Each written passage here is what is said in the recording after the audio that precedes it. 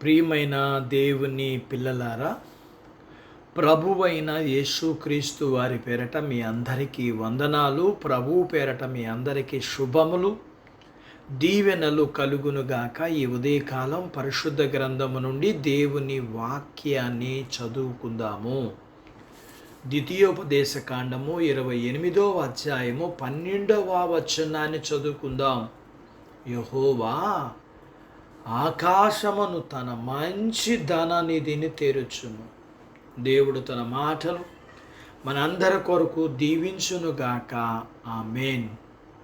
ప్రియమైన దేవుని పిల్లలారా, మొదటగా ఈ మాట వర్షానికి సంబంధించినది.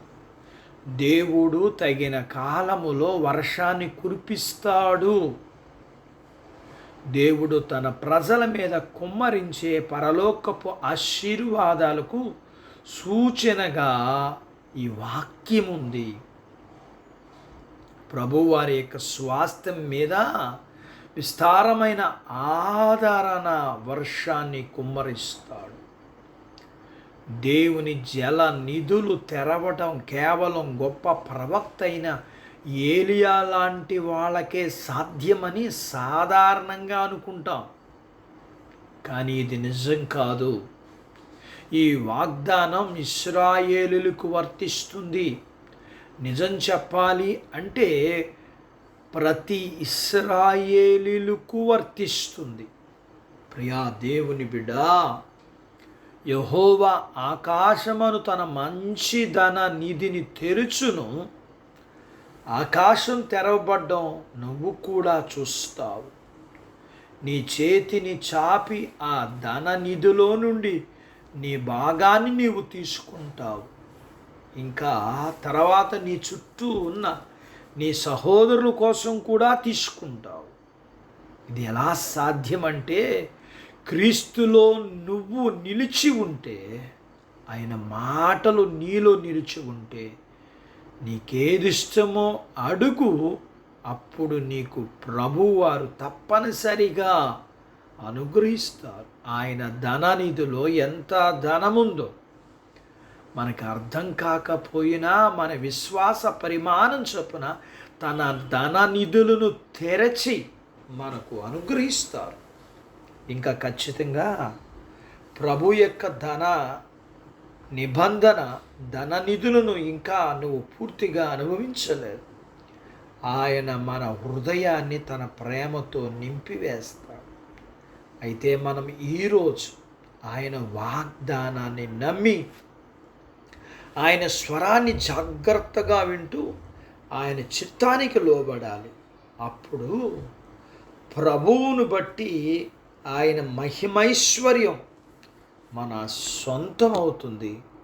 అట్టి భాగ్యత దేవుడు మనకు దయచేయునుగాక. ఆమేన్.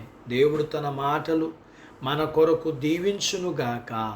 ఆమేన్. ప్రార్థించుకుందాం. నాతో పాటు ఏకీభవించండి. మమ్ములను మిక్కిలిగా ప్రేమించిన మా ప్రియ పరలోకపు తండ్రి, మీ పరిశుద్ధ నామమును బట్టి మీకు వందనాలు.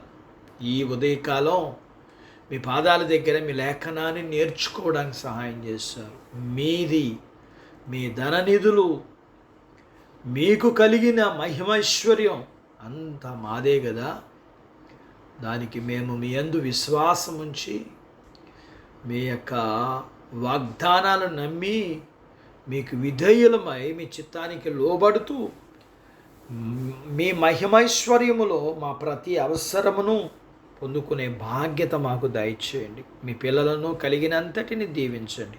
చిన్న బిడ్డలను, యవనస్తులను, వృద్ధులను, స్త్రీలను, పురుషుల్ని దీవించండి. వారి చదువుల్లో సహాయం చేయండి. ఉద్యోగ ప్రయత్నాలలో విజయాన్ని ఇవ్వండి. చేసుకుంటున్న ఉద్యోగాలలో అభివృద్ధి, ఆశీర్వాదం ఇవ్వండి. పొలాలు, చేతి పనులు, వ్యాపారాలు సమస్తమును మీరు దీవించండి.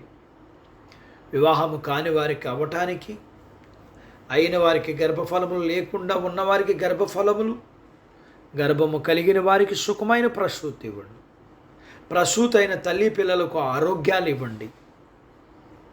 మీ పిల్లల ప్రతి అవసరతలు, సమస్యలు, బలహీనతలు, రుణాలు, వీటన్నిటి నుంచి మీరే మీ పిల్లల్ని విడిపించి ఆశీర్వదించమని యేసు ప్రభు వారి పేరట స్తుతించి ప్రార్థించి అడిగినవన్నీ పొందుకొని ఉన్నాము తండ్రి. ఆమేన్. దేవుడు మిమ్మల్ని దీవించునుగాక. ఆమేన్.